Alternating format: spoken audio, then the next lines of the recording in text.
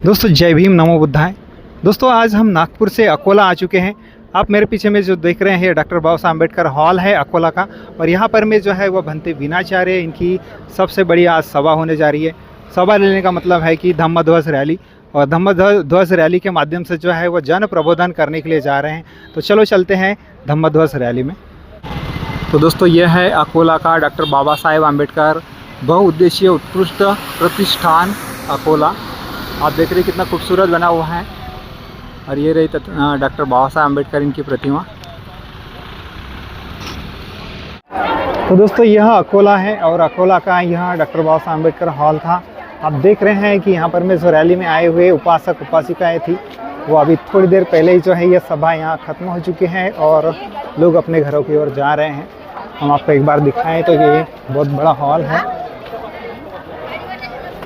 देखिए डॉक्टर बाबा साहेब अम्बेडकर प्रबोधन भवन हम आपको दिखा रहे हैं। ये देखिए अकोला, और ये बाबा साहब की प्रतिमा देख सकते हैं। दोस्तों इसी हॉल में जो है वो भंते विनाचार्य इनकी धम्म ध्वज रैली की यहाँ पर में सभा हुई, और ये जो आप देख रहे हैं इतने सारे उपासक इसी रैली को ये ज्वाइन किए थे, यहाँ इसी सभा को ज्वाइन किए थे। ये आप देख रहे हैं, हम आपको लेकर चल रहे हैं अंदर में, और आप देखेंगे तो भंते विनाचार्य जी जो है वो अंदर में बैठे हुए हैं। आप देखेंगे स्टेज पर, तो देख रहे हैं यहाँ पर में आप भीड़। तो अब हमने ये बीड़ा उठाया कि देश भर में समाज को जागरूक करना और एकजुट करना है। उस एकजुटता के आधार पर महाबोधि महाविहार मुक्त होगा। शिक्षा की कहीं कमी है, सरकारों की उदासीनता है, जिसकी वजह से समाज जागृत नहीं हो पा रहा है। देखिए, शिक्षा की कमी कहे या हमारे प्रचार प्रसार की कमी कहे, पर सवाल यह है कि अब हम उसे जान गए जी। यानी कि अब कमी क्या आ रही है। अब ये बात है कि कमी को दूर कौन करेगा। कमी दूर करने की बात तो करनी चाहिए, उस पर प्रयास शुरू हो गया है, और ये प्रयास देखे रहे कि जहाँ भी जा रहे हैं वहाँ हजारों लोग इकट्ठा हो रहे हैं, महाबोधि महाविहार को मुक्त कराने के लिए संकल्पित हो रहे हैं, विश्वास और अपने सहयोग अपना साथ अटूट दे रहे। आखिरी सवाल, महाबोधि मुक्त कराना है, किससे मुक्त कराना है? देखिए, महाबोधि महाविहार मुक्त कराना है। पहला उस पर कानून बना, 6 जुलाई 1949 को बीटी एक्ट बनाया गया, और बीटी एक्ट के तहत वहाँ पर महंत को ऐसे मालिक बना रखा जैसे कोई प्राइवेट लिमिटेड कंपनी बना के दे दी जाए किसी को। तो उसका सर्वसर 1949 तक पूरा अधिपत्य उसके हाथ में है, पूरा बौद्ध विहार का संरक्षण उसी के हाथ में है, संस्कार और उसकी परिसर की सारी देखरेख उसी के हाथ में है। तो हमें मुक्त कराना है बीटी एक्ट से, और उस महंत से जिस महंत को सरकार ने सरकारी जिम्मा दे रखा है।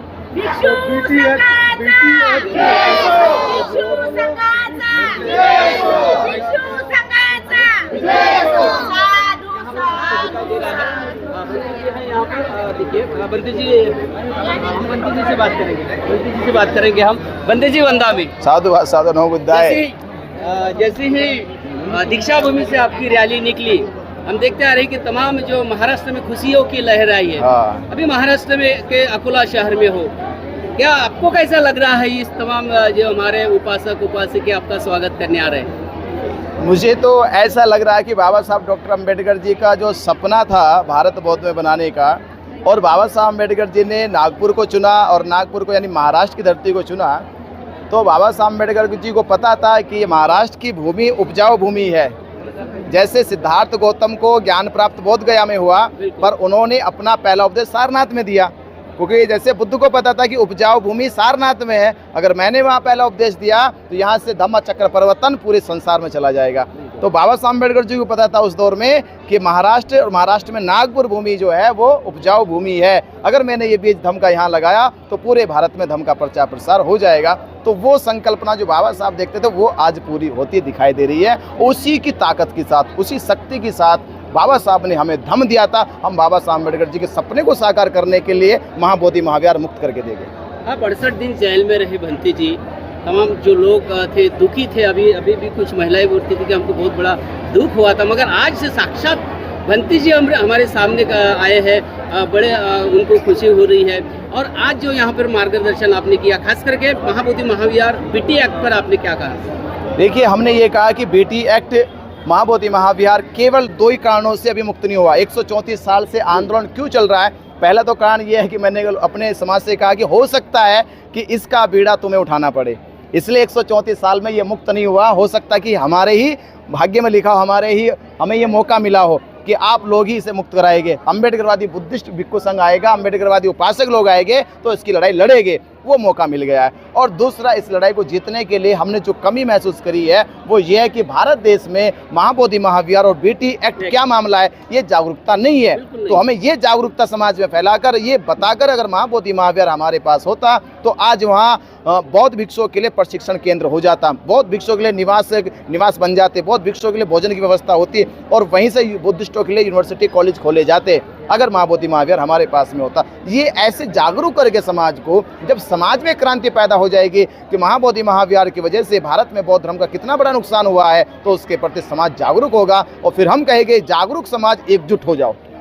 जागरूक समाज, जागरूक होने से मुक्ति नहीं मिलेगी कि आप जाग जाओगे और घर बैठ जाओगे, जागरूक होकर एकजुट हो जाओ। और जिस दिन एकजुट हो जाएगी, बाबा साहब अम्बेडकर जी कहेंगे, उस दिन सरकारें तुम्हारे सामने घुटने टेक देंगे और सुप्रीम कोर्ट से भी जाके कहेंगे कि आपने हिंदुओं से जैसे कहा था कि करोड़ों हिंदू की आस्था का मामला है, फिर बौद्ध जाके कहेंगे कि जज साहब अब ये बौद्धों की करोड़ों बुद्धिस्टों की आस्था का मामला है। आकाश लामा और विनाचार्य भंती जी की बड़ी चर्चा चल रही है कि अभी एक हो जाओ, लोगों का भी कहना है एक हो जाओ। आकाश लामा ने कहा है एक वीडियो जारी करके कि विनाचार्य मऊ में आके मिले, आप क्या कहेंगे, आप इधर में बुलाएंगे? देखिए, पहली बात तो ये है, आकाश लामा, ये महाबोधि महाविहार की लड़ाई है, ठीक है, और पूरा भारत जानता है इस लड़ाई में 2 होना, 3 होना, 4 होना, इसका मतलब है कहीं ना कहीं किसी का तो स्वार्थ है। टकराव तभी होगा जो कोई स्वार्थ होगा, कोई महत्वाकांक्षी होगा। जब निस्वार्थ लड़ाई होगी, जब महत्वाकांक्षाहीन लड़ाई होगी तो टकराव की कोई वजह नहीं है। और जब तक स्वार्थ नहीं निकलने का, जब तक महत्वाकांक्षा खत्म नहीं होने की, तब तक एक हो जाना भी कोई मतलब नहीं होता। तो मैं कहूँगा कि पहले दिलों से स्वार्थ तो निकाल दे, महत्वाकांक्षा तो निकाले। विनाचार्य तो ये कहता है, और आपके चैनल के माध्यम से कहा, पत्रकार परिषद में मैंने कहा है कि मैं 68 दिन जेल लगा ये भी भूल जाऊंगा, मेरे ऊपर फर्जी मुकदमे लगा ये भी भूल जाऊंगा, अगर बात महाबोधि महाविहार मुक्ति की और समाज की हो, मैं हर शर्त मानने को तैयार हूँ। और बताओ, अभी आज का अकोला में आपका स्वागत हुआ है, कल का पड़ाव कहाँ रहेगा? कल सेगांव लोगों से भी बोलिए, सेगांव के लोग। मेरा अपील है आपके चैनल के माध्यम से कि सेगांव पहुंचिए और बुल्डाना पहुंचिए और लगातार ऐसे ही क्रमवार पूरे महाराष्ट्र में पूरे बौद्ध समाज पूरी उत्सुकता के साथ महाबोधि महाविहार मुक्ति के लिए प्रयास कर रहा है और ये प्रयास पूरे देश में एक बड़ी लहर खड़ा करेगा और आने वाली 12 फरवरी 2026 तक जब 1 साल हो जाएगा, एक बड़ी क्रांति होगी, महाबोधि महाविहार मुक्त होगा। दोस्तों, कुछ यहाँ पर में उपासिकाएं हैं, आइए जानते हैं कि आज भंते विनाचार्य की यहाँ पर में सभा लगी है और भंते विनाचार्य जो है 63 दिनों के बाद में जेल से बाहर आए हैं। उनको आज यहाँ अकोला में देखकर उनको क्या फील हुआ, आइए जानते हैं। मैडम जय भीम। जय भीम। क्या कहना चाहते हो, आज भंते विनाचार्य जो है आज आपके अकोला शहर में आ चुके हैं? विनाचार्य जी हमारे अकोला शहर में आए हैं तो हम बड़ी खुशी की बात है ये। आज तक हम विनाचार्य जी को मोबाइल रील्स पे और एफबी पे देखते आ रहे और आज फेस टू फेस उनके जो विचार है वो सुनने को मिले और उनको क्या लगता है आपको भंते विनाचार्य और आकाश लामा में क्या फर्क दिखाई देता है? क्या फर्क दिखाई देता है आकाश लामा और विनाचार्य में? ये आकाश लामा को तो ज़्यादा मैंने सुना नहीं है, मैंने ज़्यादातर विनाचार्य जी को ही सुना है। तो क्या कैसा लगता है वो जो बातें करते हैं? बोलूँगी जिस दिन विनाचार्य जी, मैं एक बात बोलूँगी, जिस दिन विनाचार्य जी को दिख नहीं रहे थे, विनाचार्य जी एक दिन उनको क्या बोलते उसको जेल में भेजा था, हम दोनों ने दिन भर विनाचार्य जी कहाँ होंगे, विनाचार्य जी कहाँ होंगे, एक दूसरे को कॉल कर रहे थे हम। उस दिन जिस दिन न्यूज़ आई थी मोबाइल पे कि आज से विनाचार्य जी दिख नहीं रहे, नहीं अच्छा, स्टार्टिंग दिख ही नहीं रहे, ये न्यूज़ थी। तो उस दिन मैंने इसको कॉल किया कि भंते विनाचार्य जी दिख नहीं रहे आज से, वहाँ बोधि विहार में कुछ तो गड़बड़ी हो गई थी, तो उसके बाद विनाचार्य जी दिख नहीं रहे थे। तो फिर हम दोनों दिन भर कहाँ होंगे और जब तक वो अगली न्यूज़ नहीं आई तब तक हम दोनों ऐसे लग रहे थे कि जैसे हम बीमार हो गए। रो रहे थे? फिर मैं ज़्यादा मोबाइल देख रही थी कि कुछ तो न्यूज़ आएगी, कुछ तो न्यूज़ आएगी। जब मालूम पड़ा कि उन्होंने उनको पुलिस लेके गई, तब जाके हमें थोड़ा ये हुआ कि चलो बाबा है तो अच्छा क्या मतलब जब तक पता नहीं चला कि कहाँ गए हैं, हाँ। तब तक आप लोग ये सोच रहे थे कि बनते कहाँ क्या चले गए, क्या हुआ होगा, किसी ने कुछ किया तो नहीं उनके क्योंकि साथ। हम ऐसे देश में रहते हैं। इसलिए नहीं चलो आप ये बताइए आपके शहर में मी हिंदी नाही बोलू शकत, मराठी बोलू शकते. मराठीमध्ये बोला ना लांबवू नका व्हिडिओला पटकन बोला बरं बरं सांगा ना काय काय वाटतं तुम्हाला म्हणते विनाशहरात म्हणते विनाचार्य आपल्या अकोला शहरात आल्यामुळं आपल्या समाजाला एक वेगळी दिशा मिळाली आहे. सगळा समाज आज एका वेगळ्याच तऱ्हेनं एकत्र आल्यासारखा वाटत आहे आणि हे आंदोलन जे त्यांनी उभं केलं आहे त्यांना याद्वारे जो समाज एकत्र आला त्याचा पूर्ण सपोर्ट दिला असं अकोलावासियांचं असं वाटत आहे त्याद्वारे. आणि हे आंदोलन आता नक्कीच म्हणजे यशस्वी होईल असा या सगळ्या याचा असा विश्वास वाटत आहे मला. जय भीम. जय भीम मैडम, जय क्या भीम। कहना चाहते हो? आज बनते विनाचार्य जो है वो जेल से बाहर आकर जो है वो एक आंदोलन करने जा रहे हैं. आज विनाचार्य बंती जी छूट के आए, ये हमारे लिए इतनी खुशी की बात है कि हम बता नहीं सकते, क्योंकि महाबोधि महाविहार मुक्त करने के लिए बंती जी जेल जाके आए और तो भी बंती जी ने हिम्मत नहीं हारी. ये हमारे लिए बहुत गर्व की बात है. और जो आकाश लामा बंती जी काम कर रहे तो उनको भी आकाश लामा जी बनते जी तो है ही नहीं. नहीं, तो उनको सब लोगों ने सपोर्ट किया, लेकिन उन्होंने जो विनाचार्य बंती जी काम कर रहे थे वो काम उन्होंने किया नहीं. मतलब ये कहना मतलब चाहते हो कि बनते विनाचार्य जेल गए तो आंदोलन खत्म हो गया, तो हमको आंदोलन उठ गया. हाँ, तो लोगों को यही समझ में आ रहा था कि वह बंती जी जेल गए अब कैसा होगा. तो वैसी बात नहीं है, क्योंकि विनाचार्य बंती जी ने जो संकल्प लिया है और वो संकल्प के लिए वो जेल जाके आए और जेल जाके आके भी उन्होंने कार्य के लिए हिम्मत नहीं हारी और हिम्मत भी नहीं हारेंगे. उनके लिए हम सब सपोर्ट करने के लिए तैयार है और ये जो कार्य है ये चलता ही रहेगा. जब तक के महाबोधि विहार मुक्त नहीं होगा तब तक बंती जी नहीं हार मानेंगे और हम लोग भी हार नहीं मानने वाले, क्योंकि ये जो बौद्ध विहार मुक्त आंदोलन ये सबसे बड़ा आंदोलन है और इसके लिए हम सब आंदोलन के लिए खड़े हैं. धन्यवाद. जय भीम. जय भीम. विनाचार्य बंती जी छूट पुन्हा के पुन्हा जय भीम. विनाचार्य बंती जी जेल से छूट के आए, हमारे को बहुत बड़ी खुशी हुई है. और जो मोर्चा रुका था आकाश लामा के वजह से हमारे को लग रहा था कि बंती जी जेल चले गए तो आंदोलन रुक गया, लेकिन आकाश लामा बंती जी ने कुछ भी नहीं किया. जैसे अब ये बंती जी विनाचार्य बंती जी छूट के आए तो हमारे को लगा और जोर से आंदोलन और जोर से चालू होगा, महाबोधि विहार मुक्त ही होगा. जी, मैंने सुना कुछ यहाँ पर में जो उपासिकाएं आई थी तो बनते विनाचार्य को जब 12 तारीख की शाम को सॉरी 13 तारीख की शाम को जब पुलिस उठाकर लेकर गई तो बनते विनाचार्य कहाँ गए ये सोचकर जो है वो रो रहे थे. हाँ, हम भी बंती जी ने हमारे को मोबाइल पर बोला बुद्ध गया मोर्चे के लिए, हम आए थे, लेकिन हमने बहुत ढूंढा बंती जी को. बंती जी हमारे को कहीं भी नहीं दिखे.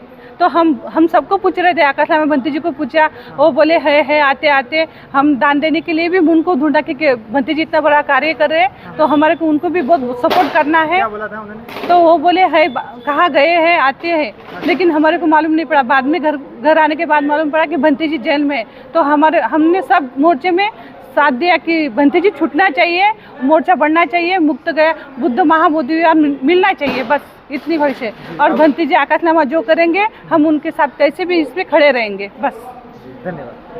नारा लगाओ, महाबोधि महाविहार मुक्त होना चाहिए. महाबोधि विहार मुक्त झालं चाहिए, होना चाहिए.